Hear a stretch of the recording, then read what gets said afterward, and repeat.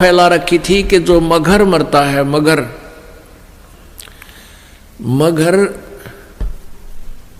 गोरखपुर से 25 किलोमीटर की दूरी पर एक कस्बा है और उस कस्बे का उस समय एक बिजली खान नाम का पठान नवाब था। वो भी कबीर परमेश्वर जी का शिष्य हो गया था।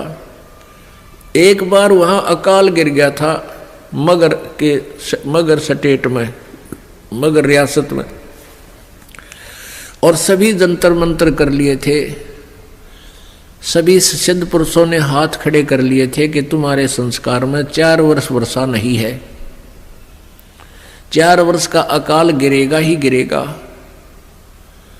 तब कबीर परमेश्वर जी के पास बिजली खां पठान स्वयं गए थे, परमात्मा मगर में आए थे और आते ही वर्षा ने जबरदस्त वर्षा करवा दी थी। सब भर दिए थे, तालाब तालाब सब एक कम एक कर दिया था। उसके बाद उस मगर स्टेट, मगर रियासत के यानी मगर कस्बे के सभी व्यक्तियों ने परमेश्वर कबीर जी से उपदेश ले लिया था। हिंदू और मुसलमानों ने, उस मगर के अंदर आधे मुसलमान थे, आधे लगभग हिंदू थे, और सभी ने, क्योंकि मरता के नहीं करता, फिर ज्ञान समझ में आ गया।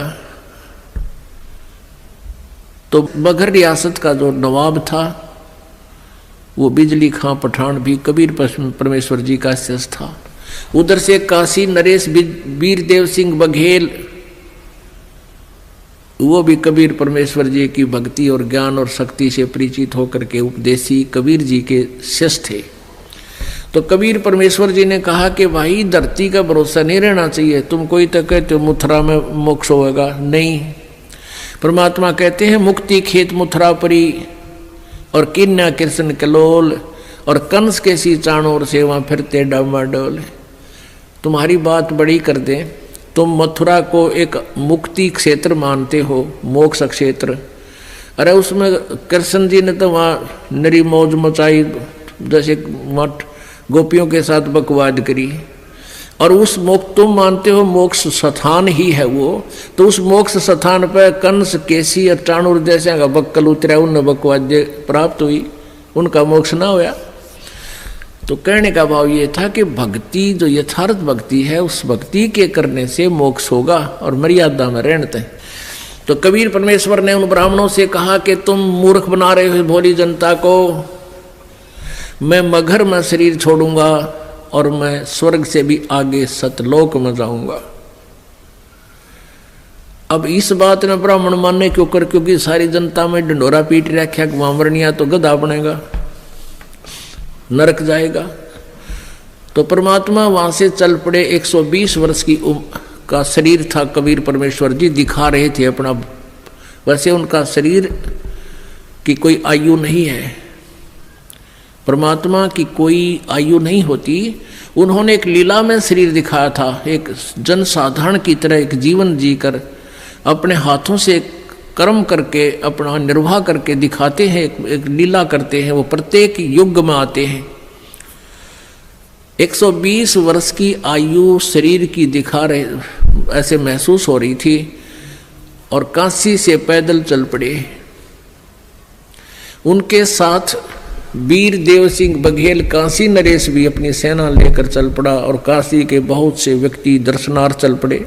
और काशी के वो विद्वान पंडित मंडलेश्वर भी अपने पोथी बही लेकर के चल पड़े, पत्रे वत्रे और जो ज्योतिष जातस सारी शोधन खातर वो भी चल पड़े।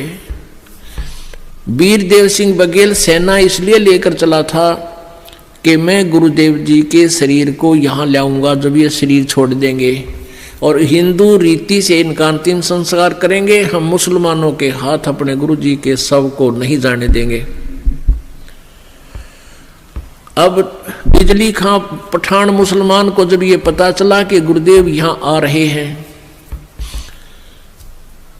और काफी व्यक्ति भी दर्शनार्थ आ रहे हैं और गुरु जी यहाँ पर अपना जीवन लीला अंत करेंगे, और वीरदेव सिंह काशी नरेश हिंदू के इरादे से भी परिचित हुए कि वो शरीर को लेकर जाएंगे। तो बिजली खां पठान ने भी अपने मुसलमानों से सलाह की। तो मुसलमानों ने कहा कि हम अपने गुरुदेव के, अपने पीर के शरीर को हिंदुओं को नहीं देंगे, हम मुसलमान रीति से अंतिम संस्कार करेंगे, और यदि ये नहीं मानेंगे तो आपस में युद्ध भी करके प्राप्त करेंगे। जब परमेश्वर कबीर जी वहां पहुंचे तीसरे दिन पैदल चल के, क्योंकि बनारस से, काशी से मगहर लगभग 200 किलोमीटर के आसपास है।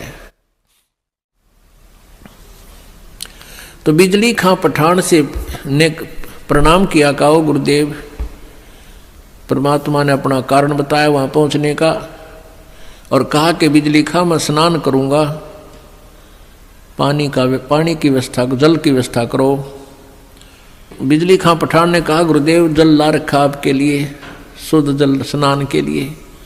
परमेश्वर ने कहा कि कबीर जी ने कहा कि मैं बहते पानी में, दरिया में स्नान करूंगा। अब बिजली खां पठान ने कहा कि यहाँ एक दरिया बहती थी, आमी नदी, लेकिन वो भगवान शंकर ने श्राप दे रखा है, उसका पानी खत्म हो गया, वह सूखी पड़ी है। परमेश्वर जी ने कहा कि चलो दिखाओ मुझे कहाँ है वो आमी नदी। जहाँ परमेश्वर खड़े थे वहाँ थोड़ी सी दूरी पर, 2-3 एकड़ के दूरी पर, 600 फुट की दूरी पर वो दरिया सूखी पड़ी थी।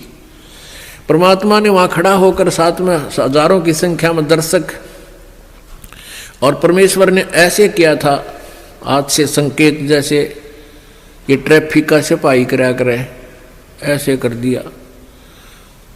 क्या देखते हैं कि थोड़ी सी दूरी पर एक बहुत बड़ा धमाका हुआ और एकदम पानी से भरकर, नीचे से पानी इतना जोर से निकला और पूरी दरिया भरकर चल पड़ी। बोलो सतगुरुदेव।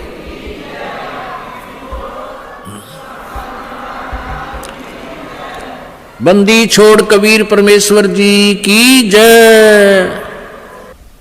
सबने स्नान किया, जलपान किया, स्नान किया, जल पिया। फिर परमेश्वर जी ने कहा कि भाई 1-2 चादर लाओ, एक नीचे बिछाऊंगा, एक ऊपर ओढ़ कर लेटूंगा। फिर परमेश्वर ने पूछा कि भाई बिजली खां पठान तुम सेना किस लिए लाए हो, वीर देव सिंह बघेल तुम सेना किस लिए लाए हो। दोनों ने नीचे गर्दन कर ली, सामने सामने खड़े थे।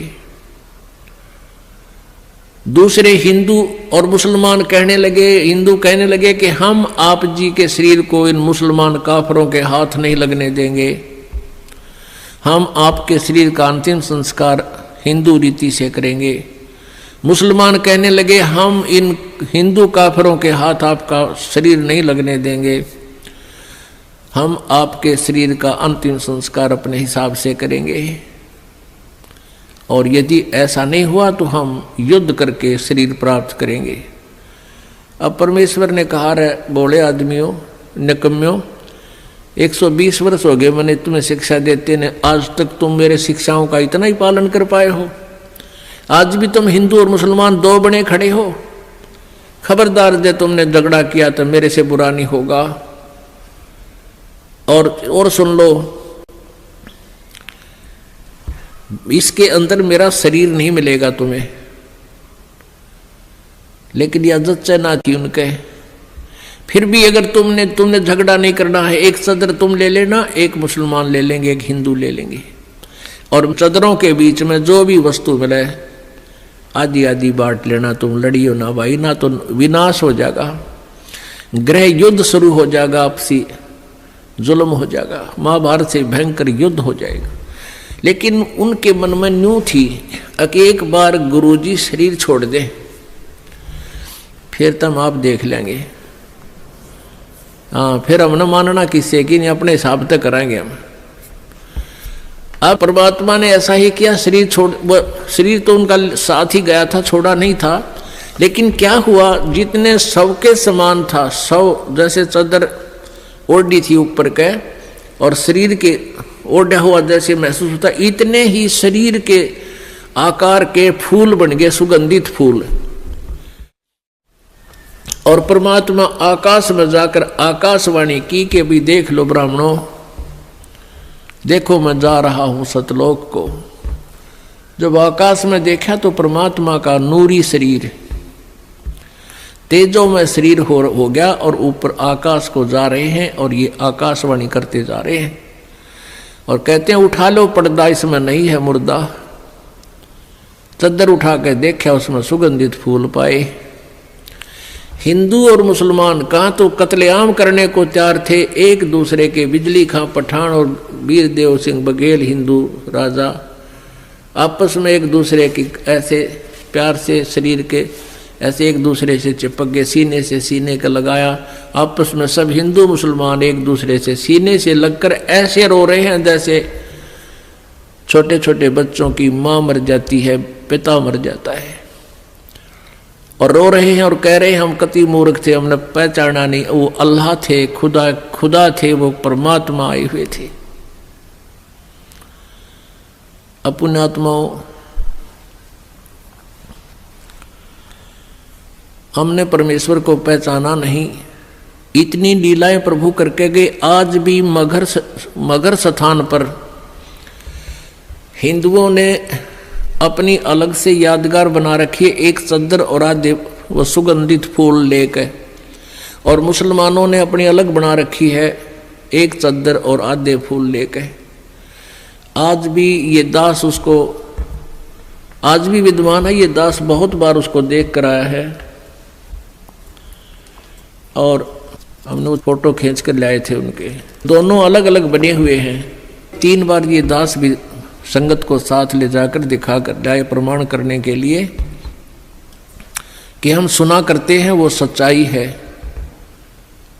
तो पुण्यात्माओं, उन्हीं में से कुछ फूल अकेले ला करके बनारस में, काशी में भी एक चौरा बना दिया बिजली खां पठान ने, और वहाँ दोनों यादगार अलग अलग हिंदू और मुसलमानों की आज भी हैं, और उनका कोई आपस में मनमुटाव नहीं है। वो अपने हिसाब से कर रहे हैं, वो अपने हिसाब से कर रहे हैं। कति बीच में दीवार भी नहीं है, एक ग्रिल ला रखी है बीच में पार्टीशन के लिए, जैसे ये ग्रिल लगी हुई न, और आपस में बीच में एक सामूहिक गेट भी है।